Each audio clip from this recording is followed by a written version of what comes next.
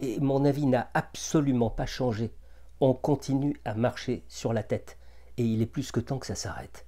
Euh, En France, on est vraiment à la ramasse hein, par rapport à nos voisins européens. Regardez ce qui se passe autour de nous.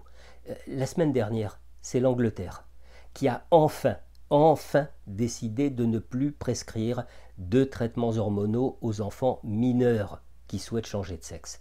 Ça faisait des années que le sujet faisait polémique dans ce pays. Et il n'y a pas que l'Angleterre. Les Suédois, vous savez, qu'on applaudissait à une certaine époque parce qu'ils apparaissaient comme les champions, les pionniers de la déconstruction de genre, eh bien les Suédois font machine arrière. Et pareil chez les Norvégiens, chez les Danois, et idem en Allemagne, en Suisse, en Espagne. Est-ce que ça ne suffit pas comme signal d'alarme? Il faut arrêter de prendre des gants.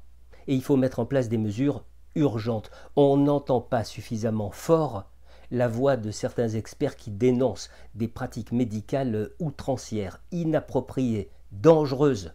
Il a régné en la matière une permissivité impensable alors qu'on s'adresse à des enfants. Des enfants. Qu'est-ce qu'il faut faire? Qu'est-ce qu'il faut faire? Mais il faut protéger les enfants qui risquent de prendre parfois des décisions irréversibles. Ça signifie qu'il faut un encadrement légal très strict, un encadrement de toute transition hormonale ou chirurgicale. Et donc, il faut interdire la prescription, l'administration des bloqueurs de puberté et aussi interdire la chirurgie de réassignation sexuelle avant l'âge de 18 ans. Il n'y a pas à transiger sur ce point. Mais je me moque qu'on me traite de réactionnaire. Ces attaques idiotes viennent toujours de la même frange de la population.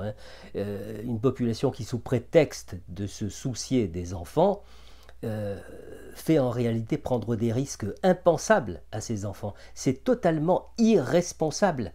Et dans cette frange de population, vous avez aussi tous ceux qui ne veulent pas regarder en face la responsabilité des réseaux sociaux, aussi bien chez les enfants que chez les adolescents. C'est-à-dire ceux qui ne veulent pas voir la part de responsabilité des influenceurs sur la toile. Comprenez bien que quand vous avez un jeune en souffrance, qui s'interroge sur son sexe, un jeune qui tombe sur ces influenceurs, mais qu'est-ce qui se passe? Eh bien, ce qui se passe, c'est que les algorithmes du réseau social en question vont finir par l'enfermer littéralement dans un ensemble d'informations qui vont être répliquées, dupliquées, répétées. C'est-à-dire qu'il ne finira par entendre qu'un seul son de cloche. Il va se laisser imprégner par un seul et même discours. Alors là aussi, il ne faut pas laisser dire n'importe quoi. C'est trop facile de se croire tout permis parce qu'on prétend faire passer un message au nom de la liberté. Le j'ai bien le droit, ça commence à bien faire, ça a ses limites. Et bien maintenant, il n'y a plus qu'à attendre le rapport des sénateurs les républicains qui se sont penchés, ça fait maintenant 1 an, sur la question. Et j'espère que le rapport va faire suffisamment de bruit pour que l'on se rende compte de l'importance toxique de cette idéologie transaffirmative.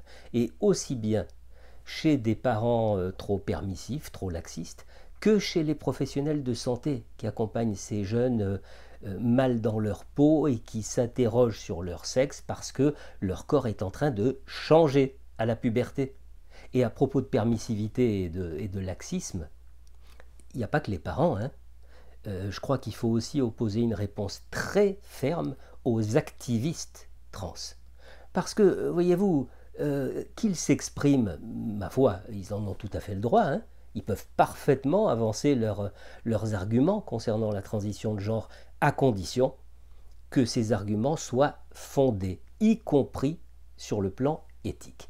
Mais qu'ils empêchent la tenue d'une conférence, ça, non. Et puis il y a autre chose, vous savez, ou plutôt une chose qu'on ne dit pas suffisamment, alors que c'est d'une importance capitale. La majeure partie des mineurs qui consultent dans des unités spécialisées se voient diagnostiquer ce qu'on appelle une dysphorie de genre. Alors que le mal-être de ces enfants et de ces ados, c'est quelque chose de beaucoup plus général et qui nécessite un véritable accompagnement psychologique.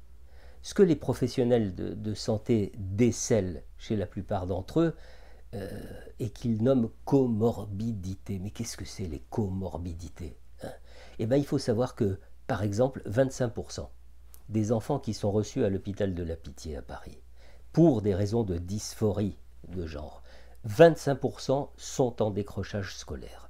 42% ont été victimes de harcèlement. 60% ont connu déjà un épisode dépressif et 1 sur 5 a même fait une tentative de suicide. Alors, quand même, vous comprenez que diagnostiquer une dysphorie de genre chez ces enfants, c'est quoi? C'est regarder le doigt qui désigne la lune au lieu de regarder la lune. C'est tout.